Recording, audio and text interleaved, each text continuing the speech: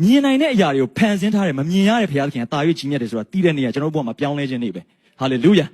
ကျွန်တော်အရင်လမ်းပြောက်သွားတယ်ကျွန်တော်အနာဂတ်တွေမရှိတော့ကျွန်တော်ဘာလုပ်ရမှန်းမသိတော့ဒါနဲ့မှပတ်စံ200ပဲရှိတယ်ဒီပေါ့ကျွန်တော်အရင်တော့အားကိုးတဲ့အရာတွေအများကြီးရှိတာပေါ့ဒါပေမဲ့ကျွန်တော်ဒီလိုတော့မပြောတော့ဒါပေမဲ့အဲ့အရာတွေထဲမှာကျွန်တော်လိုက်ပြီးတော့အကူကြီးတောင်းတယ်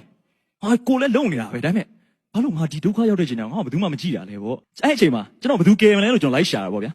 ခရစ်တော်ယေရှုဆိုတော့ကျွန်တော်ကြားပဲကြားဘူးတာဒါပေမဲ့ကျွန်တော်မသိဘူးကျွန်တော်တို့ကဒါကြီးကကျွန်တော်တို့ဒီကြီးပြင်းလာတဲ့ community တခုက like brainwash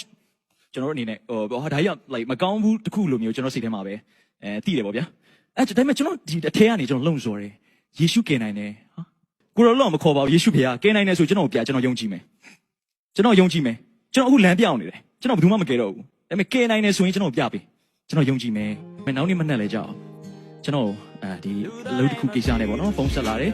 အဲ့ရနဲ့ကျွန်တော်နဲ့အဆန်နဲ့ရောလမ်းကျွန်တော်တို့အခွင့်လန်းတွေရုပ်တရက်ကြီးပေါ်လာအဲ့အချိန်မှာကျွန်တော်စပြီးတော့ခရစ်တော်ယုံကြည်ဖြစ်တယ်လူဒီကားတဲ့အချင်းကိုသာကြည်တတ်ဤတဲ့သာရဘုရားသည်တဲ့နှလုံးကိုကြည်ဤတဲ့